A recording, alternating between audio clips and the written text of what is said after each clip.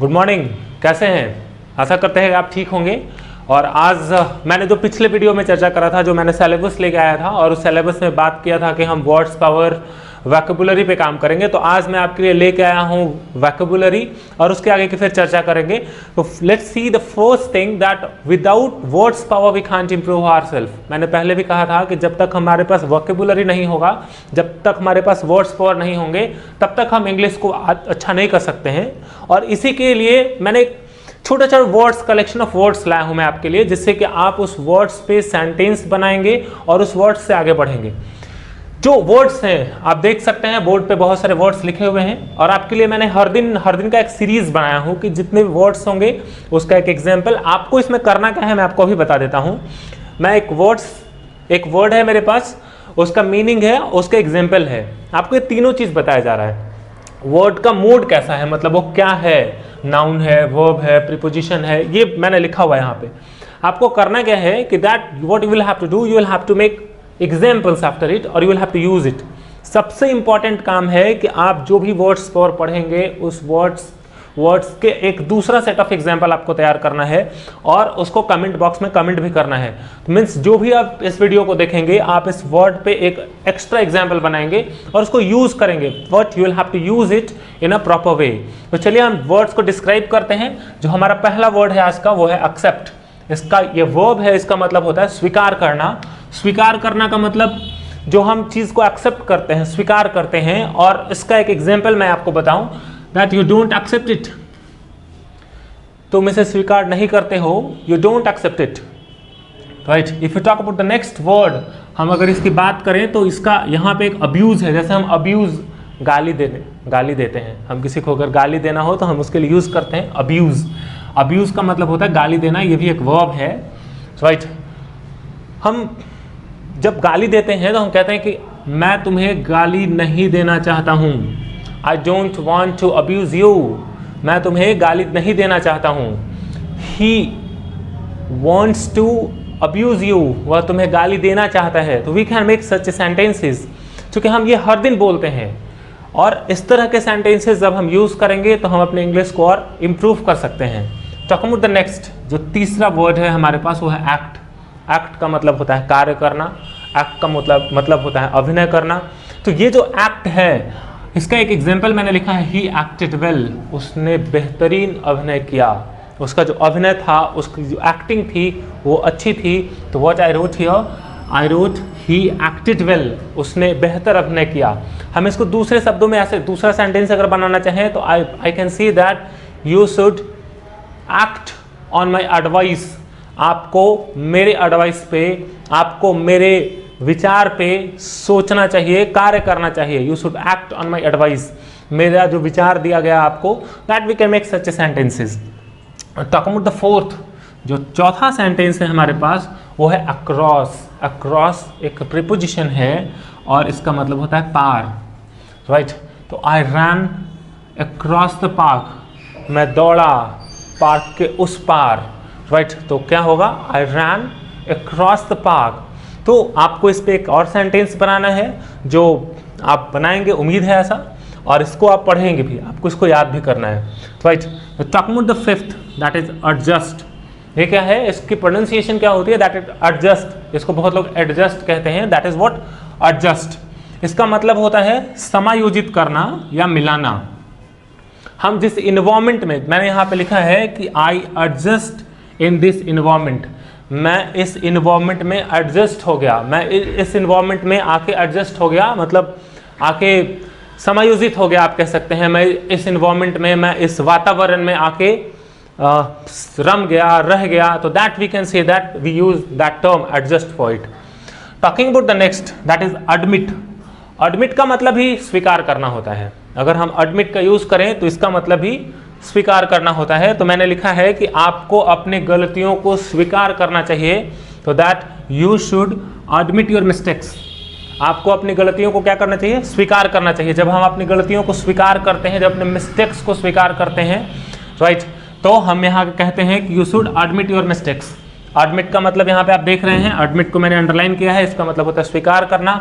Mistakes का मतलब होता है गलती। शुड का मतलब होता है चाहिए। तो आप यहाँ से भी आप देख सकते हैं कि आपको वर्ड्स मिल रहे हैं। यू का मतलब होता है आप या तुम जो कहें, तो you should admit your mistakes, मतलब आपको अपनी गलती क्या करनी चाहिए, स्वीकार करनी चाहिए, एडमिट करनी चाहिए। टॉकिंग अबाउट द नेक्स्ट, इसका मतलब है अडॉप्ट। जब हम अडॉप्ट की बात करते हैं, इसको बहुत लोग एडोप्ट पढ़ते हैं, एडोप्ट, तो ये क्या है, दैट इज अडॉप्ट। जब हम अडॉप्ट कहते हैं तो इसका मतलब होता है अपनाना, इसका मतलब स्वीकार करना होता है। जैसे हम अगर कोई बच्चा अडॉप्ट करते हैं तो हम ये नहीं कहेंगे कि I admit a child, I admit a baby, हम उसको क्या कहेंगे कि ही अडॉप्टेड ए बेबी, उस स्वीकार करने को हम कहेंगे ही अडॉप्टेड ए बेबी, उसने एक बच्चे को क्या किया, स्वीकार किया, उसने एक बच्चे को गोद लिया। तो यहाँ पे गोद लेना भी कह सकते हैं, that he adopted a baby. आप ये देख रहे हैं कि जो अडॉप्ट है वो अडॉप्टेड बन के आया है, तो ये क्या है, वर्ब का सेकेंड फॉर्म है, राइट। और बेबी का मतलब आपको पता ही होगा, तो क्या है कि ये कह रहा है, और ही जो है ये भी पता है क्या है, तो ही अडॉप्टेड ए बेबी, चूंकि मैं इस पे फोकस कर रहा हूँ तो ये वर्ब का दूसरा रूप है, और इसको कह सकते हैं he adopted a baby. Talking about the next, ये है एक्चुअली, इसका मतलब होता है वास्तव में। हम कहते हैं वास्तव में ऐसा हुआ, वास्तव में ऐसा हुआ, तो उसकी इंग्लिश क्या हो सकती है, हम हर बार बोलते समय कहते हैं वास्तव में ये हुआ, वास्तव में वो हुआ, तो ये वास्तव में क्या है, तो वास्तव में का जो इंग्लिश है उसको कहते हैं actually, actually he may not come, वास्तव में वो नहीं आएगा, right. Actually he is not coming, वास्तव में वह नहीं आ रहा है, राइट। तो व्हाट वी से, देखिए आप कितने अच्छे से आप इसको कन्वर्ट कर सकते हैं, बोल सकते हैं, actually he is not coming, actually वह नहीं आ रहा है, राइट। टॉकिंग अबाउट द बेट, बेट, हम हमेशा बेट लगाते रहते हैं एक दूसरे से, शर्त लगाते रहते हैं, और ये कर लेंगे वो कर लेंगे, बेट लगाओ, ये करो, इंडिया जीतेगा, आईपीएल में कौन जीतेगा, बराबर का बेट लगाते हैं, और कभी कभी बेट में दोनों हार जाते हैं, कभी कभी मैच टाई हो जाता है। लेकिन जो बेट है इसका मतलब होता है शर्त लगाना, बाजी लगाते हैं हम, चलो बेट लगाते हैं, हम कोई लूडो खेल रहे हैं आजकल लॉकडाउन में, तो हम लोग क्या कर रहे हैं, बाजी लगा रहे हैं। तो जब बाजी लगाते हैं तो होता है कौन जीतेगा, हम जीतेंगे। अगर 4 लोग खेल रहे हैं तो 2 बाजी लगा के हम जीतेंगे, पता चला चौथा जीत गया, कोई तीसरा जीत गया। तो जो बेट लगाने का मतलब है, इसका मतलब होता है बेट लगाना। तो यहाँ पे मैंने एक सेंटेंस बना, आई कैन बेट ऑन इट, मैं इस पर क्या कर सकता हूँ, बाजी लगा सकता हूँ, I can bet on it. आप जो 10वां सेंटेंस है, that the 10th one is bite, ये एक नाउन भी है और एक वर्ब भी है। ऐसे बहुत सारे सेंटेंसेस हैं जिसका अलग अलग रोल है, लेकिन मैं सोचा कि आपको यहाँ से बताऊँ, चूँकि आप अगले वीडियो में जब आप वर्ड्स देखें तो उस पर क्लियरिफिकेशन करें और उसको और अच्छे से समझा जाए। तो इसका मतलब होता है काटना। लेकिन मैंने जो पहला जो सेंटेंस बनाया है, लिखा है you can take a bite. आप देख सकते हैं मैंने लिखा है व्हाट, कि you can take a bite. मैंने यहाँ कहा you can take a bite, मतलब कि तुम एक टुकड़ा ले सकते हो। यहाँ जो बाइट का मतलब है उसका मतलब क्या हो रहा है, टुकड़ा। It means to say that ये जो बाइट है ये हम किसके तरह यूज कर रहे हैं, ये बाइट को हम नाउन की तरह यूज कर रहे हैं, ना कि वर्ब की तरह यूज कर रहे हैं। लेकिन जैसे ही दूसरे सेंटेंस में हम जाते हैं, लिखते हैं डॉग बाइट्स, इसका मतलब हुआ कि कुत्ता जो है वो क्या करता है, काटता है। तो डॉग बाइट्स, हम इसको, तो ये जो वर्ड्स हैं इसका जो सबसे इंपॉर्टेंट है कि हम इसको सेंटेंस में कैसे यूज करें। तो वर्ड्स को रटने से बेहतर है हम इसको सेंटेंस में यूज करें और इसको बेहतरीन तरीके से इसका एक एक एग्जाम्पल बनाए। तो आपको करना क्या है, आप इस जो भी वर्ड्स पढ़ेंगे, except, abuse, act, across, adjust, admit, adopt, actually, bet, bite. फिर से मैं रिपीट करूं, एक्सेप्ट मतलब स्वीकार करना, अब्यूज मतलब गाली देना, एक्ट मतलब अभिनय करना, अक्रॉस मतलब पार, एडजस्ट मतलब समायोजित करना, मिलाना, एडमिट मतलब स्वीकार करना, अडॉप्ट मतलब अपनाना या स्वीकार करना, एक्चुअली मतलब वास्तव में, बेट शर्त लगाना, और फिर मैंने कहा बाइट, तो इसका मतलब होता है काटना, और अगर नाउन के रूप में यूज करें तो टुकड़ा। तो ये रहा आज का आपका वर्ड्स पावर। होप आप इसको याद करेंगे और आगे चलते हैं और पढ़ते हैं। आज के लिए कम्युनिकेशन के बारे में जानते हैं कि कम्युनिकेशन क्या होता है और इंग्लिश में कम्युनिकेशन का यूज क्या है। तो चलिए देखते हैं। मैंने कहा कि कम्युनिकेशन के बारे में मैं चर्चा कर रहा हूं, तो आइए देखते हैं कम्युनिकेशन क्या होता है और इसके यूजेस क्या हैं। कम्युनिकेशन एक इंपॉर्टेंट पार्ट है। मैंने कहा कि कम्युनिकेशन हम कैसे करते हैं, कम्युनिकेशन का प्रोसेस क्या होगा। और कम्युनिकेशन बहुत सारा मीडियम है कम्युनिकेशन का, the various mediums of the communication, मतलब हम किसी को किसी भाषा से कम्युनिकेट करते हैं, किसी लैंग्वेज में कम्युनिकेट करते हैं। तो लैंग्वेज कि कम्युनिकेशन को लैंग्वेज से जब हम कम्युनिकेट करते हैं तो हमारे पास बहुत सारे लैंग्वेजेस हैं जिससे कि हम कम्युनिकेट करते हैं। There are various languages through which we can communicate with the people. बहुत सारे लैंग्वेजेस होते हैं राइट, जिससे कि हम कम्युनिकेट करते हैं। लेकिन आज हमारा जो चर्चा है वो इस कम्युनिकेशन टॉपिक पे है कि कम्युनिकेशन के क्या क्या रोल्स हैं। कम्युनिकेशन का मतलब ये कि हम अपने आइडियाज को एक्सचेंज करते हैं, एक दूसरे तक पहुंचाते हैं, that is called communication right. तो मैंने लिखा the exchange of idea is called communication. जब हम अपने आइडियाज़ को क्या करते हैं, एक्सचेंज करते हैं, दूसरे तक पहुंचाते हैं। जब हम दूसरे को तक अपने आइडियाज़ को क्या करेंगे, पहुंचाएंगे, तो इस पर्टिकुलर प्रोसेस को क्या कहेंगे, दैट इज कॉल्ड कम्युनिकेशन। अब बात करते हैं कि कम्युनिकेशन जो है आया कहाँ से। कम्युनिकेशन एक लैटिन वर्ड है। कैसा वर्ड है, that is the Latin word, और ये इसका मतलब होता है कमिंस राइट। ये कमिंस से आया है और कमिंस का मतलब होता है टू एक्सप्रेस, मतलब कि हम अपने आप को किस तरीके से एक्सप्रेस करते हैं, किस भाषा में एक्सप्रेस करते हैं कि वो हमारी बात वहां तक पहुंच जाएगी। लेकिन आप देख सकते हैं कि एक तो हम बोल रहे हैं, हम अपना कम्युनिकेशन आप तक पहुंचा रहे हैं, हम अपनी बातों को बोल के पहुंचा रहे हैं, तो that is the type of communication. लेकिन ऐसा कुछ भी हो सकता है जो अगर हम सपोज करें कि हम बोल ही नहीं सकते हैं, मेरे पास I am unable to speak, then how can I communicate. तो आप देखते होंगे टेलीविजन पे आता है वो ऐसे ऐसे करके, मतलब by the way of fingering और by the lips movement we can जज the part of that is, तो वो भी एक तरह का कम्युनिकेशन है। तो such a people get the way of communication in that particular way. तो उनका जो प्रोसेस होता है कम्युनिकेशन का वो दूसरा होता है, मतलब वो दूसरे तरीके से कम्युनिकेट करते हैं। हर तरह का कम्युनिकेशन है, मतलब अगर आप सपोज कीजिए कि हम किसी को बुलाएं, इधर आओ, खड़ा हो, तो ये भी अगर वो समझ गया मेरी बात को तो ये भी कम्युनिकेशन है। तो हम अपनी बातों को एक्सप्रेस कैसे करते हैं, how to express, that is the part that is called communication. अब कम्युनिकेशन के थोड़ा प्रोसेस को समझ लें, क्योंकि आप सब लोग जानते हैं कि कम्युनिकेशन कैसे होता है, कम्युनिकेशन का क्या प्रोसेस है, हम अगर किसी को अपनी बातों को पहुंचाना है तो कैसे पहुंचाते हैं, और हर लोग अपने अपने तरीके से अपनी बातों को दूसरे तक पहुंचाते हैं, इसमें कोई बड़ी बात नहीं है। लेकिन जब हम पढ़ते हैं तो ये जानना इंपॉर्टेंट है कि जो भाई कम्युनिकेशन है उसका प्रोसेस क्या है, what is the process of communication. तो जो कम्युनिकेशन के प्रोसेस की बात करते हैं तो हमारे पास एक होता है सेंडर। अब आपको एक चीज और बता दें, जो कम्युनिकेशन होता है वो हमेशा फिक्स्ड होता है। हम सोच लेते हैं, पहले प्रोटोटाइप तैयार कर लेते हैं कि चलो ये कम्युनिकेशन हो रहा है और हमको कुछ कहना है, that we already fixed in our mind कि we will have to do it right. और हम क्या करते हैं, हम फिक्स कर लेते हैं कि हमें ये कम्युनिकेशन करना है। तो जब कोई सेंडर है, सपोज कीजिए कि कोई सेंडर है जो कुछ कहना चाहता है, तो क्या करेगा, वो इनकोड करेगा, मतलब कुछ करेगा, मतलब एक प्रोटोटाइप तैयार करेगा कि हमको एक कहना है, सोचेगा, that he will think about it. ये क्या करेगा, that he will think right, वो सोचेगा, he will think about it. और जब वो सोचेगा तो एक वो मीडियम में सोचेगा कि हमको किस मीडियम में अपनी बातों को पहुंचाना है, in which medium will have to speak. तो जो मीडियम होगा वो क्या करेगा, उस पहले तो इनकोडिंग होगा वहां पे राइट। वो क्या होगा, पहले इनकोडिंग होगा। जैसे आपको एक एग्जांपल समझाएं कि अगर सपोज कीजिए कि हम आपको कुछ मैसेज भेजना चाह रहे हैं और जिसका कोई मतलब हम एक मैसेज भेजें आप तक, जो मीडियम है वो जो भी मीडियम हो, what ever the medium is concern, but हम आपको एक मैसेज भेजना चाहते हैं और हम कुछ अगर लिख देते हैं, जैसे अगर हम लिखें PNBE राइट, और हम इस मैसेज को मीडियम, एक मीडियम है, मैंने इस मीडियम के व्हाट्सएप के थ्रू आप तक भेजा, अगर इस पर्टिकुलर PNBE को लिख के मैंने व्हाट्सएप के थ्रू आप तक भेजा और आपने रिसीव भी करा, आप क्या किए, इस पर्टिकुलर प्रोसेस से आपने रिसीव भी कर लिया।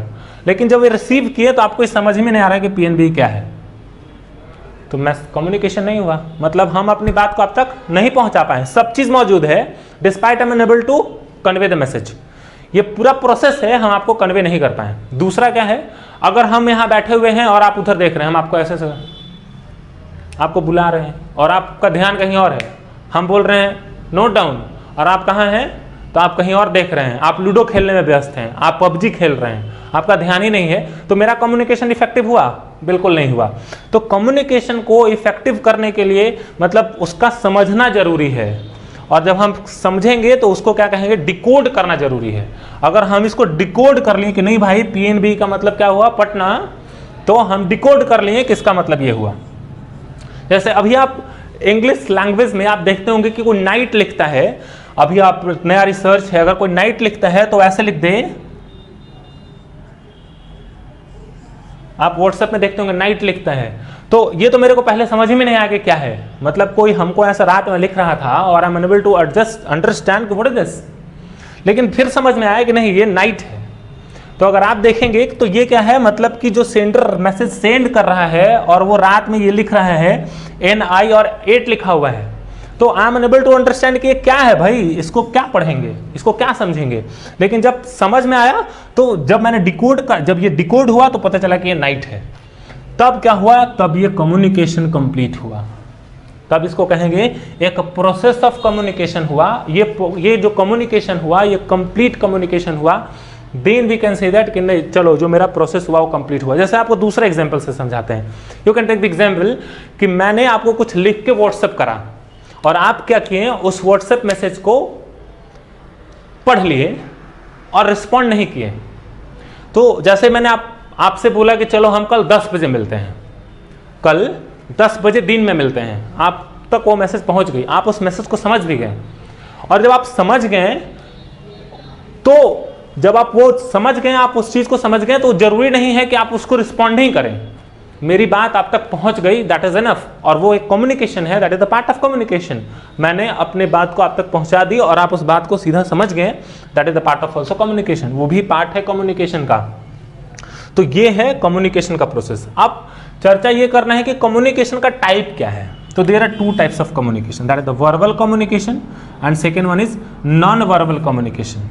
एक वर्बल कम्युनिकेशन है और दूसरा कैसा कम्युनिकेशन है, नॉन वर्बल कम्युनिकेशन है। अगर हम बात करें वर्बल कम्युनिकेशन की, तो ये साउंडफुल कम्युनिकेशन है, बोल के करने वाला कम्युनिकेशन, लिख के करने वाला कम्युनिकेशन।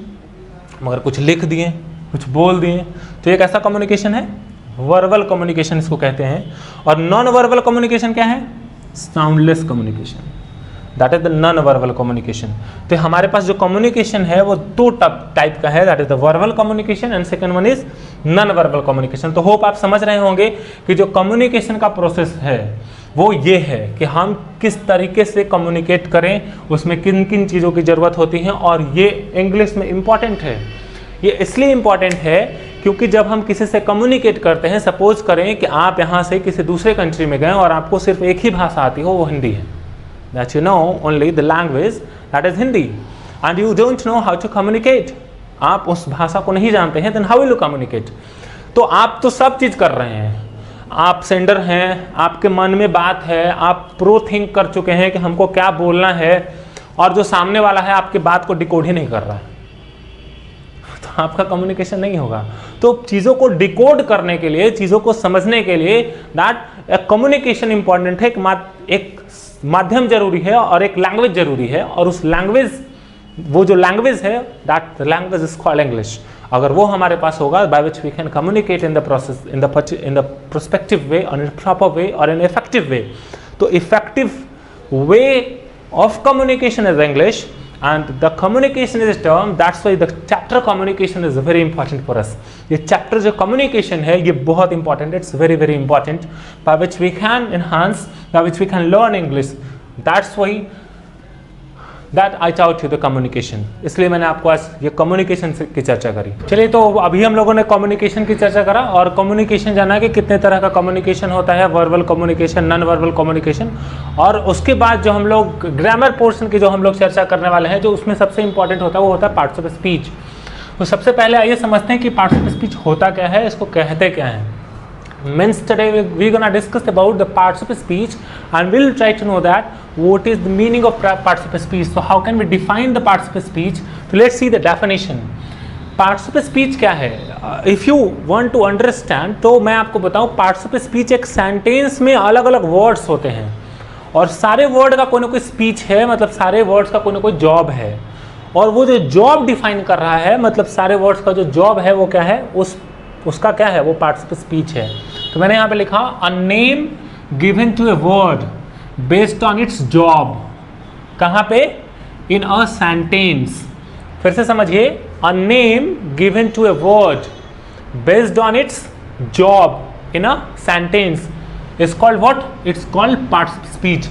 parts of speech क्या कहते हैं कि a name, मतलब जितने भी sentence हैं उसमें वर्ड हैं और उस वर्ड का कुछ ना कुछ असाइंड जॉब है और दैट जॉब इज कॉल्ड, जो जॉब है उस सेंटेंस में, उस जॉब को क्या कहते हैं, इस job in a sentence that is called parts of speech. अब सवाल है कि पार्ट्स ऑफ स्पीच होते कितने तरह के हैं, हम उसकी चर्चा करेंगे एक एक करके। तो पार्ट्स ऑफ स्पीच 8 तरीके के हैं। देयर 8 पार्ट्स ऑफ स्पीच, 8 हैं। Noun, pronoun, verb, adjective, preposition, conjunction, interjection. तो आज हम उसकी चर्चा करने वाले हैं। और सबसे पहले जो आपको यहाँ पे दिख रहा है that let's talk about the noun. Noun क्या है? Noun is a naming word. ऐसे तो आप सिंपल बोले तो कहा जाता है noun is a naming word, मतलब जो कुछ भी आप बोल रहे हो, जो कुछ भी आपको दिख रहा हो, that is what, that is called noun. Right, let's go with the definition. Right, आप फील करते हैं, आइडिया आता है, जो कुछ भी आपके दिमाग में आ रहा है, वो पर्सन हो, प्लेस हो, थिंग हो, आइडिया हो, एनिमल हो, फीलिंग हो, तो वो सारी चीजें क्या हैं? वो सारी चीजें की सारी चीजें नाउन है। Means a noun is a word which is used, कैसे यूज होता है? as a person, place, thing, animal, feeling and idea, means that is called noun. Talking about, let's see some example. अगर हम कुछ example की बात करें तो we have Ashok is a nice boy. अब ये जो Ashok is a nice boy है, ये एक सेंटेंस मैंने लिखा है, Ashok is a nice boy. अब इसमें ये खोजना है कि नाउन क्या है इसमें। राइट, तो let's talk about the noun. Ashok क्या है? यहाँ पे एक नाउन है। बॉय क्या है? नाउन है। अब देखिए यहाँ पे इज भी है, अ भी है और नाइस भी है। अब ये पता करना है कि इस पूरे सेंटेंस में अलग अलग वर्ड्स लिखे हुए हैं और एक कंप्लीट वर्ड बन के एक सेंटेंस बना है, मिक्सचर ऑफ वर्ड्स बन के। अब ये जो सेंटेंस है, इसमें जितने भी वर्ड्स हैं, सबका कोई ना कोई जॉब है। राइट, सबका कोई ना कोई जॉब है और सबका एक अलग अलग पार्ट्स ऑफ स्पीच है। ठीक है, तो अशोक है, Ashok is a noun, boy is a noun. अब आगे चर्चा करेंगे कि इज क्या है, अनाइस क्या है। हम जैसे आगे आगे आप वीडियो देखते जाएंगे, आपको पता चलते जाएगा कि हम एक सेंटेंस में जो जो वर्ड्स होते हैं उसका क्या क्या यूज होता है और उसके कैसे कैसे यूजेस होते हैं। राइट, जैसे यहाँ पे Akbar was a great king, मैंने लिखा Akbar was a great king, मतलब अकबर जो था एक महान राजा था। Akbar was a great king. तो let's talk about the Akbar. यहाँ पे अकबर जो है वो नाउन है और राजा जो है वो नाउन है, बाकी अलग में इसमें रहस्य है। राइट, तो ये भी पार्ट्स ऑफ स्पीच का हिस्सा है। जैसे जैसे हम लोग पार्ट्स ऑफ स्पीच डील करेंगे तो पता चलेगा कि ये सबका रोल क्या है, इसमें जितने भी वर्ड्स आ रहे हैं उन सबका अलग अलग रोल है और उस रोल में उसको क्या क्या कहेंगे ये आपको समझ में आएगा। राइट, अब आते हैं, मूव करते हैं प्रोनाउन पे, क्योंकि इसकी पूरी डिटेलिंग है। मतलब अगर आप नाउन पढ़े तो नाउन के पार्ट्स, नाउन के टाइप्स क्या हैं, उसका अलग अलग। तो ये स्पोकन के पॉइंट ऑफ व्यू से, अगर हम आपको स्पोकन में पढ़ना है तो आपको ये ओवरव्यू जानना है कि नाउन किसको कहते हैं, प्रोनाउन किसको कहते हैं, वर्ब किसको कहते हैं, ये तमाम चीज़, उसके आगे का जो भी पार्ट्स ऑफ स्पीच है, एडवर्ब किसको कहते हैं, प्रीपोजिशन किसको कहते हैं, कंजंक्शन किसको कहते हैं, ये ओवरव्यू आइडियाज़ आपको जरूरी है जानना।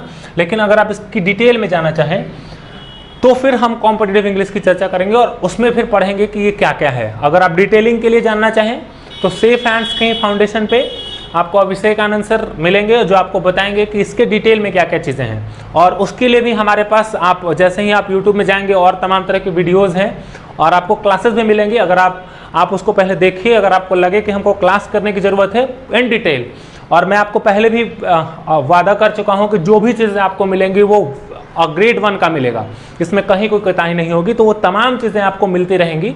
अगर आप कॉम्पिटिटिव इंग्लिश में किसी चीज़ की भी तैयारी करते हैं तो फैसिलिटीज़ आपको मिला। आप एसएससी में हो, बैंकिंग की तैयारी करते हो, आप जो जिस चीज़ में भी इंग्लिश की ज़रूरत है, क्योंकि आज का दौर जो है वो इंग्लिश का है और इस सेक्शन में हर वो चीज़ इंग्लिश में हो रहा है।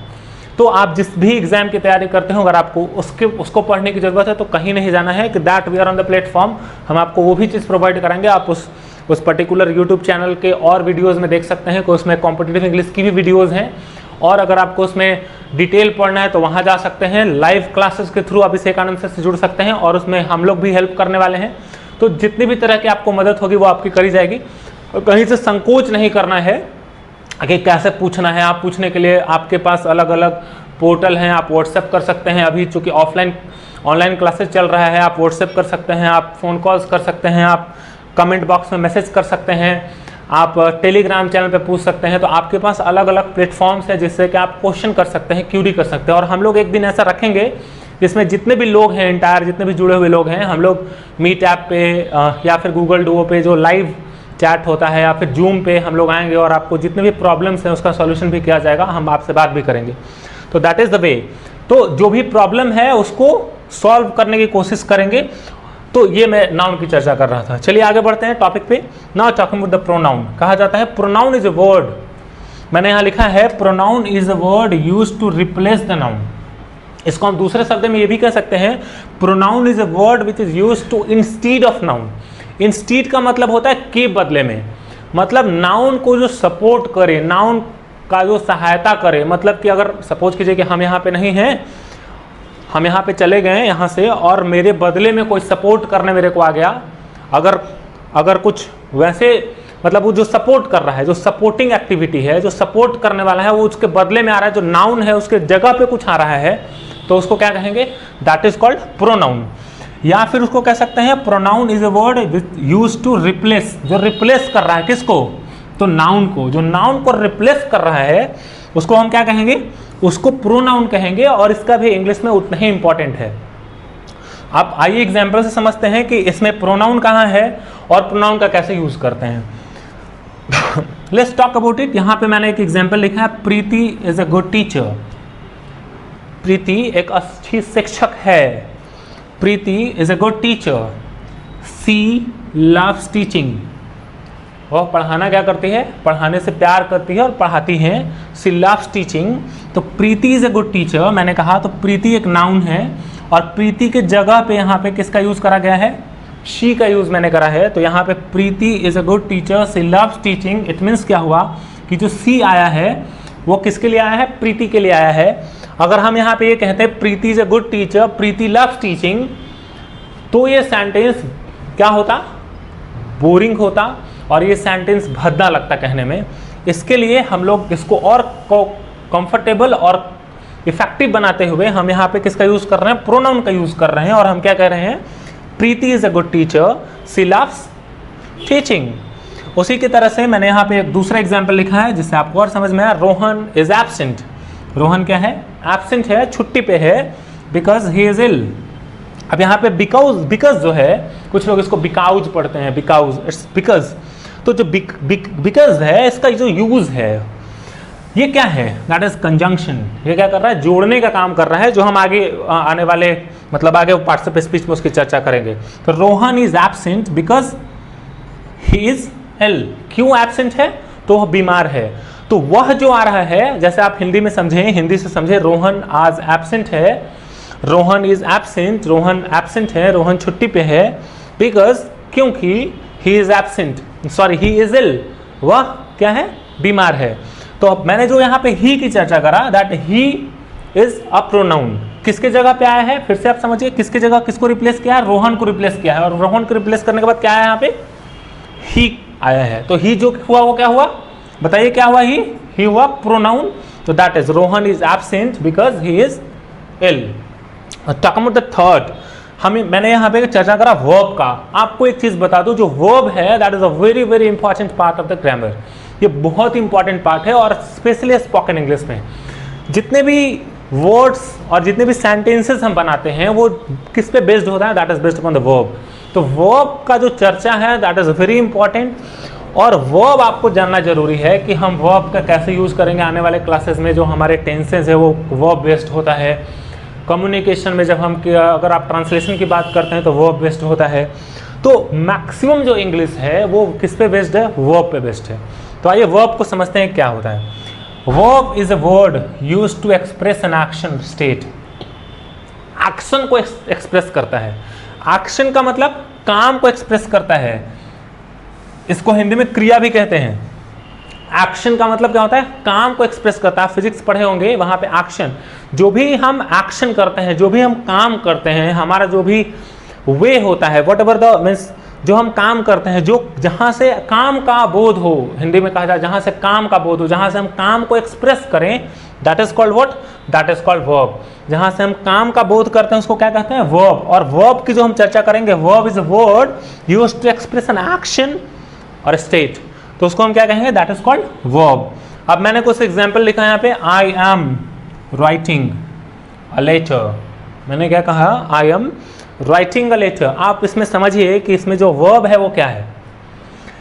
आप देख रहे हैं आई का मतलब मैं, एम, अब यहाँ पे जो राइटिंग है ये काम क्या कर रहा है, लिखने का काम कर रहा है।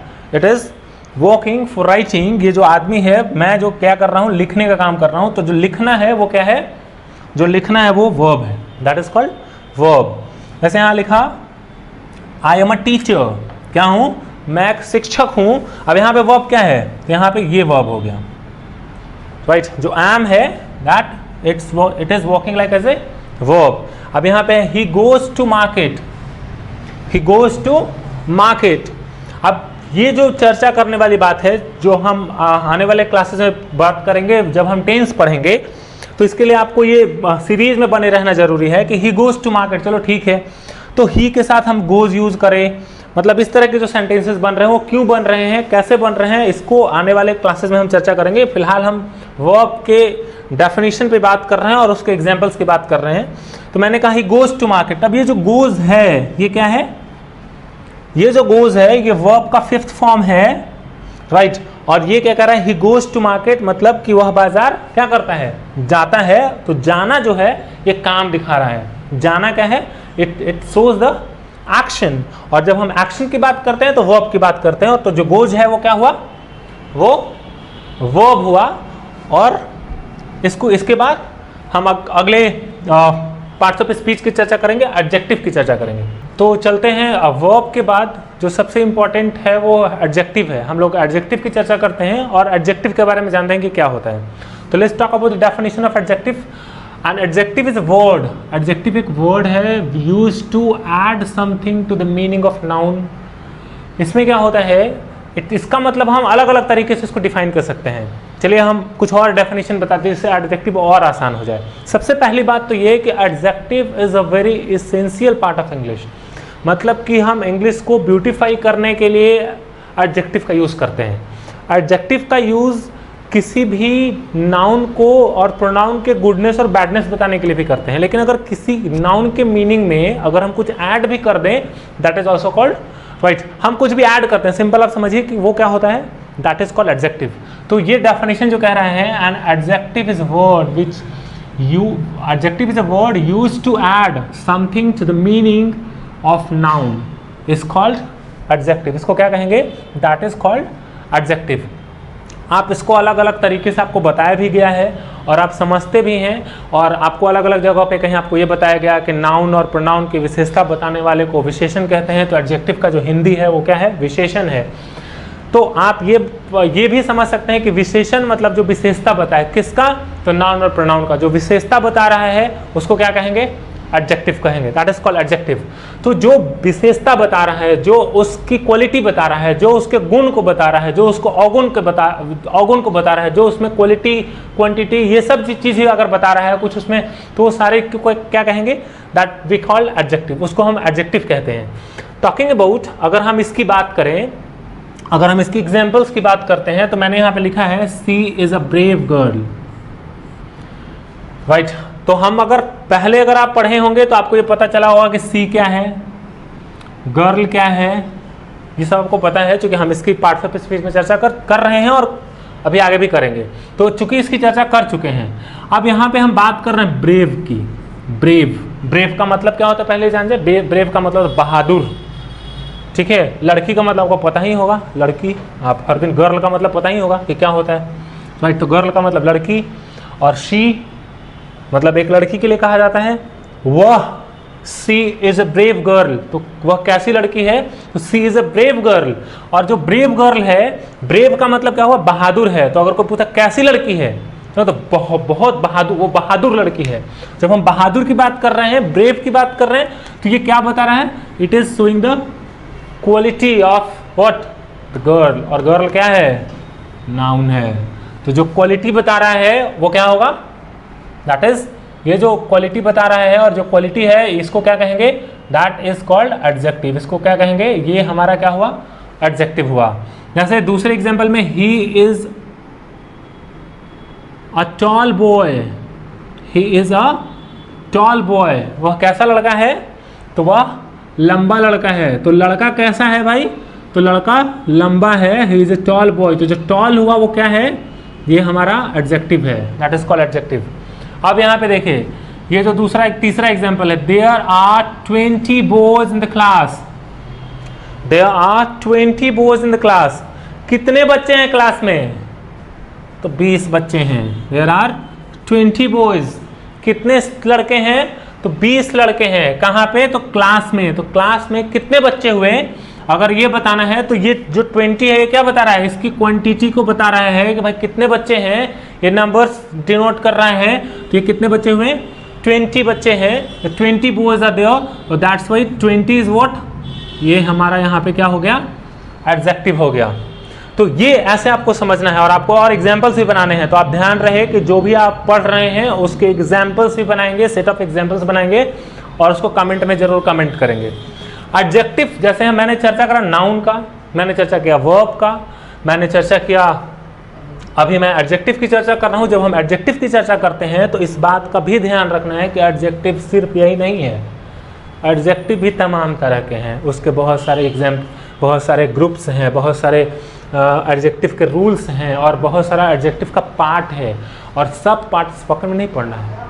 तो हम अभी जो इस कम्युनिकेशन पॉइंट ऑफ व्यू से है मैं उसकी चर्चा कर रहा हूँ। अगर हम फिर डिटेल में जाएंगे तो कॉम्पिटिटिव का पार्ट होगा और फिर हम कॉम्पिटिटिव की चर्चा कॉम्पिटिटिव वाले क्लास में करें तो ज़्यादा बेहतर है। मूविंग टुवर्ड्स द एडवर्ब, जब हम एडवर्ब की बात करते हैं तो an adverb is a word used to add something, कहाँ, to the meaning of verb, किसके मीनिंग में, वर्ब, फिर कहाँ एडजेक्टिव और फिर कहाँ अनदर एडवर्ब। कुछ भी ऐड हो रहा है मतलब कि हम अगर उस वर्ब को, उस एडजेक्टिव को और उस वर्ब एडवर्ब को भी और ब्यूटीफाई कर रहे हैं, उसमें और कुछ ऐड कर रहे हैं, उसको और खूबसूरत बना रहे हैं और मॉडिफाई कर रहे हैं और एडॉर्न कर रहे हैं, तो हम क्या कहेंगे उसको, दैट्स वी कॉल एडवर्ब। तो वही कह रहे हैं, ही फिनिश्ड द वर्क क्विकली, जो क्विकली है वो क्या है, एडवर्ब है। कैसे काम कंप्लीट करा, तो क्विकली, बहुत जल्दी से।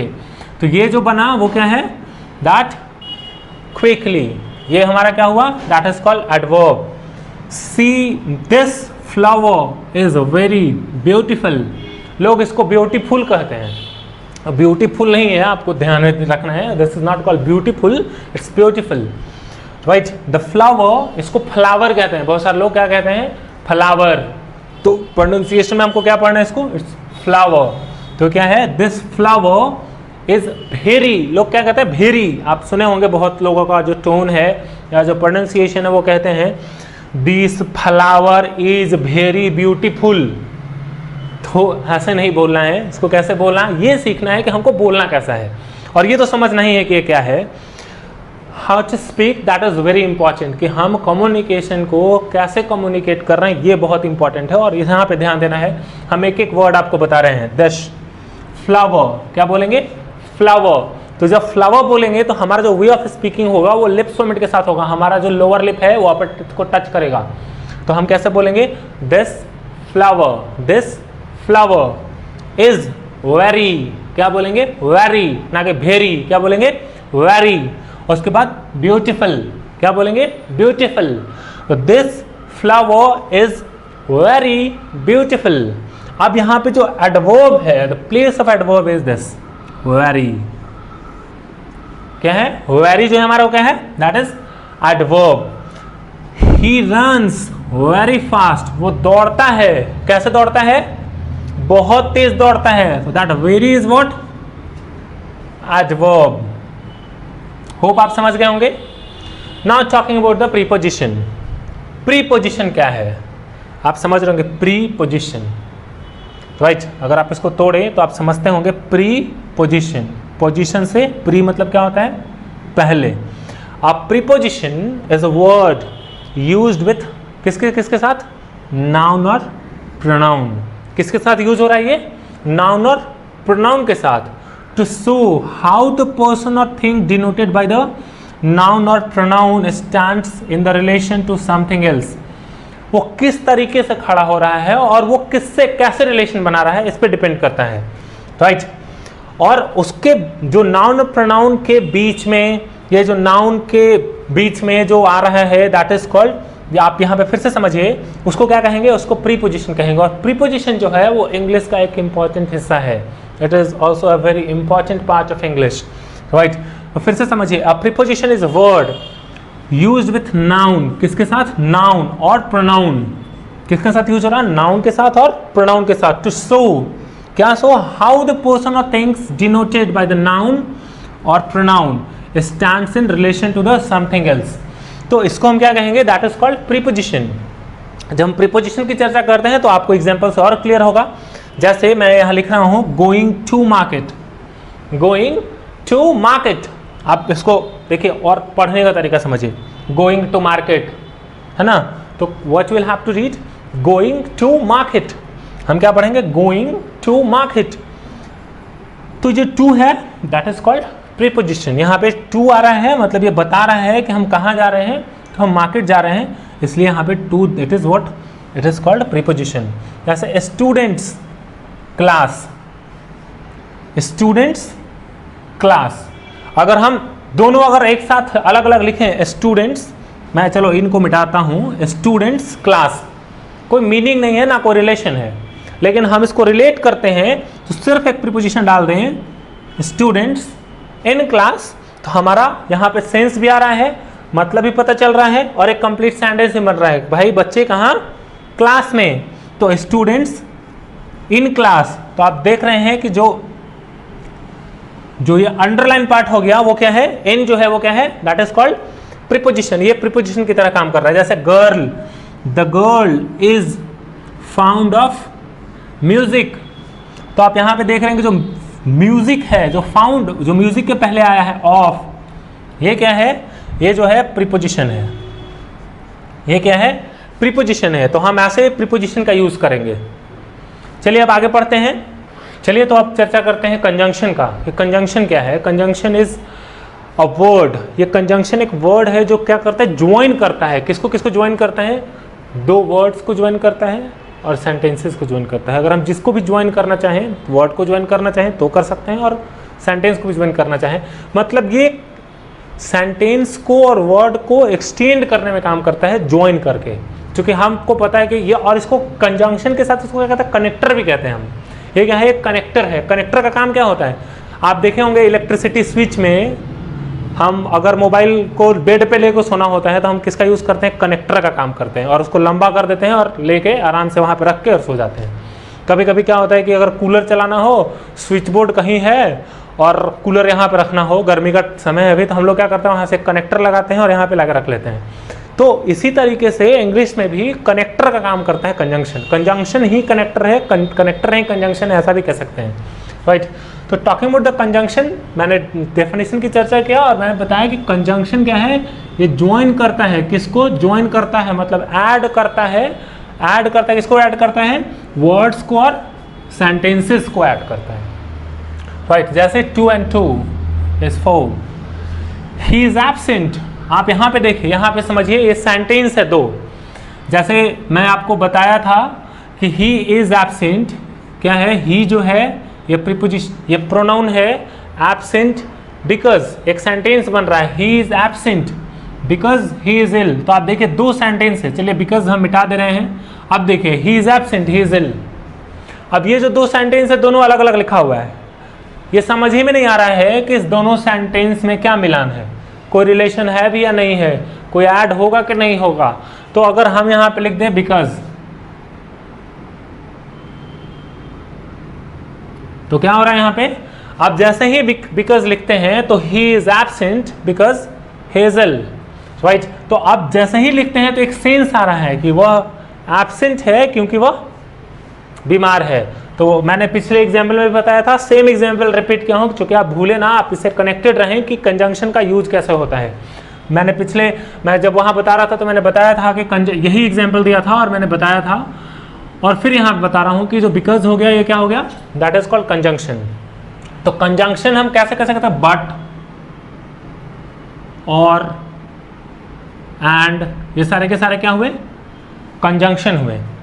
अब यहाँ पे चलते हैं, आई रन फास्ट, मैं बहुत तेज दौड़ा बट लेकिन मिस द ट्रेन।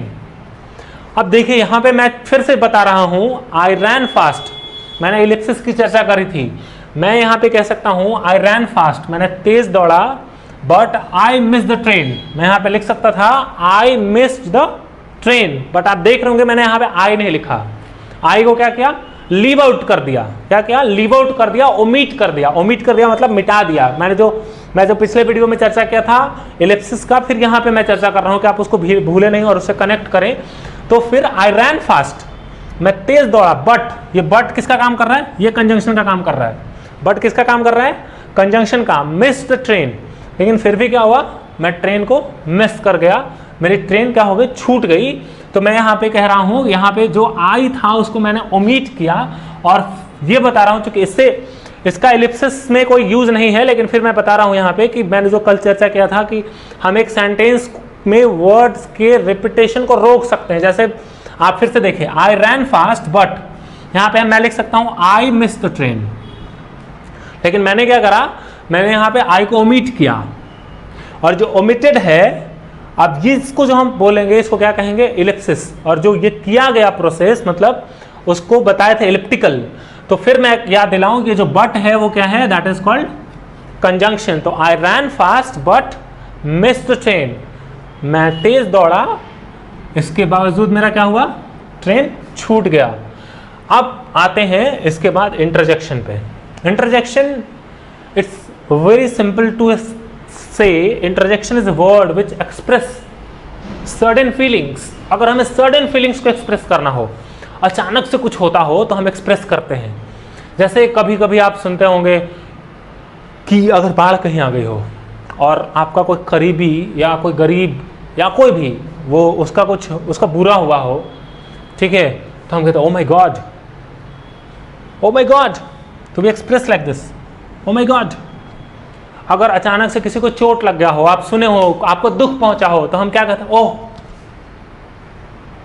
अगर हम जैसे पहले क्या होता था, हम लोग क्रिकेट खेलते थे, आपको याद होगा पार्ले जी पे हम लोग अभी लॉकडाउन में बहुत गांव में आप जब जाइएगा तो बच्चे क्रिकेट खेल रहे हैं, तो जब मैच जीतते हैं तो हुर्रा हुर्रा चिल्लाते हैं, हिप हिप हुर्रे चिल्लाते हैं। जो हुर्रा मतलब what are they doing, they are expressing their certain feelings. उनकी जो फीलिंग्स है वो जो एक्सप्रेस कर रहे हैं, that is the important thing. वो जो एक्सप्रेस कर रहे हैं, जो एक्सप्रेशन का वे है वो क्या है, उसी को हम क्या कहते हैं, इंटरजेक्शन कहते हैं। तो हुर्रा हम कहते हैं हाय, दैट इज ऑल्सो ये साइन ऑफ एक्सप्लेनेशन है, तो हम इसको क्या कहेंगे, ये भी क्या है, इंटरजेक्शन है। हेलो, ये क्या है, ये भी इंटरजेक्शन है। तो ऐसे जो भी आपको साइन दिख रहे हैं वो सारे क्या हैं, वो सारे के सारे पार्ट किसके हैं, इंटरजेक्शन के पार्ट हैं। अलास इज डेड, अगर हम कोई अपना करीबी अगर कोई डेथ कर जाए, अगर कोई राजनेता डेथ करता है, कोई भी अगर डेथ करता है तो हम दुख व्यक्त करते हैं, तो क्या कहते हैं, अलास इज डेड। तो हम वो क्या है, दैट इज कॉल्ड इंटरजेक्शन। तो ये भी इंग्लिश का एक्सप्रेस करने एक बहुत अच्छा मीडियम है, और ये that is the 8th part of speech में हम इसको रखते हैं। जो एक नवा जो कहा जाता है कि it is also the part of speech, that is called determiner. Determiner की चर्चा स्पोकन में नहीं करते हैं, क्योंकि इसकी कोई ज़रूरत नहीं है इन द स्पोकन सेक्शन। हम इसको कॉम्पिटिटिव में अगर आगे ज़रूरत पड़ेगी तो मैं डिटरमाइनर जरूर बताऊंगा आपको, लेकिन ये कॉम्पिटिटिव का पार्ट है और हम इसको कॉम्पिटिटिव में डिटेल से पढ़ेंगे तो ज़्यादा समझ में आएगा कि डिटरमाइनर क्या होता है और इसके यूजेस क्या होती हैं। चलिए, इसके बाद जो इम्पॉर्टेंट पार्ट है वो होता है प्रोनाउंसिएशन का। इसके बाद जो इंपॉर्टेंट टिप्स होता है वो प्रोनाउंसिएशन का होता है। जब हम कोई चीज़ बोलें, मैं आपको वीडियो में बता भी रहा था कि हम किसी चीज़ का उच्चारण कैसे करते हैं तो क्या गलत बोल देते हैं। हमारे घर में छोटी छोटी चीज़ें होती हैं, जैसे मैं आपको बताऊं कि अगर कोई यहाँ कह रहे हैं, ये आप देखिए,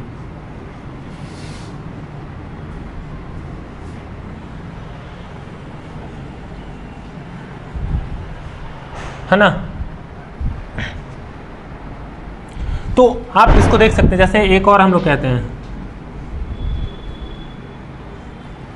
ये 4 वर्ड मैं आज आपको बता रहा हूँ, फिर इसके एक सीरीज में मैं जाऊँगा, फिर मैं बताऊँगा कि अगर हमको वीक का अगर करना हो, जैसे मंडे ट्यूसडे को अगर बोलना हो तो कैसे बोलेंगे, अगर हमको मंथ्स का बोलना हो तो कैसे बोलेंगे, क्योंकि ये इंपॉर्टेंट पार्ट है। हम हमेशा specially the place where belong तो हमें ये जो दिक्कतें होती है टोन के प्रॉब्लम्स हो जाते हैं, हम अपने आप को एक्सप्रेस करने में और हमेशा टोनिंग में प्रॉब्लम हो जाता है और हम टोन को क्लेरिफाई नहीं कर पाते हैं। तो आप देखिए हम गलत क्या करते हैं, जैसे यहाँ पे लिखा हुआ टेबल, तो हम क्या टेबुल, ये टेबुल वाला ना, तो व्हाट वी से टेबुल, तो हमारा जो वे ऑफ टोन है वो MTI प्रॉब्लम हो जाता है। हम इंग्लिश अच्छी आती है, we know how to speak in the proper way, despite we are unable to make a connection with the people where will have to do a effective communication, हम communicate करने में प्रॉब्लम होता है। तो हम क्या कहेंगे, टेबल, क्या होता है ये टेबल, टेबल, आप इसको क्या पढ़ेंगे, that is called table. Moving towards it's, जैसे आप, ये तो हिंदी में पानी है, हम क्या क्या कहते हैं पानी, लेकिन if you want to say that what is it, water, हम क्या कहेंगे, that is called water. Now moving towards the next, हम इसको कहते हैं व्हाट वी से भेरी, हमारा टोन क्या होता है, हम कहते हैं भेरी, भेरी मच, तो देयर नो नीड टू से भेरी, इट्स व्हाट वेरी, वेरी। तो इसका एक लिप्स मोमेंट है जो इंपॉर्टेंट है इंग्लिश के कम्युनिकेशन में। आप देखिए किसी को अगर ठहरना हो तो ठहरने वाले को हम कहते हैं बेट, ये बेट करना मेरा, तो हम बेट क्या करेंगे, अब बेट हम लोग पढ़े, बाजी लगाना भी हो रहा है, बेट मतलब ठहरना भी हो रहा है, बेट मतलब बेट भी है, और बेट क्या बेट, तो बेट नहीं होता है, नथिंग, बेट कोई टर्म नहीं है, तो बेट होगा कहीं पे, बट यहाँ पे जो है जो मैंने लिखा है it's called wet, it's not bet, what is, it's called wet. आप तमाम लोगों से सुनते होंगे उनका प्रोनाउंसिएशन बहुत गंदा होता है और वो कहते हैं बेट, बाटर, ए बाटर लाओ, ठीक है। किसी को भेरी, बहुत बढ़िया, अगर वेरी गुड बोलना है तो वेरी गुड नहीं बोल सकते, क्या वेरी गुड, वेरी गुड, ठीक है। कहो, कुछ लोग तो आप कंप्यूटर यूज़ करते हैं, अभी लॉकडाउन में आप कंप्यूटर यूज़ करते होंगे तो आप कहते होंगे, बहुत लोग वायरस डलवाते हैं, और पता ना कौन वायरस होता है भगवान जाने, उसको क्या कहते हैं, वायरस, लोग क्या कहते हैं वायरस, वायरस डलवा रहे हैं, वायरस, वायरस बहुत अटैक कर रहा है मोबाइल में, ये क्या वायरस अटैक कर रहा है भाई, तो दैट इज कॉल्ड वायरस। तो ये इंपॉर्टेंट है, हम इसकी प्रैक्टिस करेंगे, तो चलिए हम थोड़ा प्रैक्टिस कराते हैं आपको, हम लोग 2-2 बार इसकी प्रैक्टिस करेंगे। टेबल, मेरे साथ बोलिएगा, टेबल, टेबल, टेबल, इसी तरीके से water, water, very, very, wet, wet, तो हम इसकी ऐसे प्रैक्टिस करेंगे, और आप लोग भी घर पे हैं तो आप इसकी प्रैक्टिस करें, क्योंकि घर पे रहने में आप इसको इंटरेस्टिंग तरीके से भी प्रैक्टिस कर सकते हैं। तो चलिए आज का हमारा ये सेशन रहा, ये डे 1 था, और मिलते हैं अगले टॉपिक में, अगले सीरीज़ में जो सिलेबस के अनुसार है। आप ध्यान से रखिएगा, सिलेबस के अनुसार ही चल रहे हैं, तो जो जो पार्ट है सिलेबस में अगर आप इसको थ्रूली फॉलो करेंगे तो आप आराम से इंग्लिश को कंटिन्यू कर पाएंगे और सीख पाएंगे। चलिए, thank you so much, stay safe, stay home, thank you so much, have a nice day।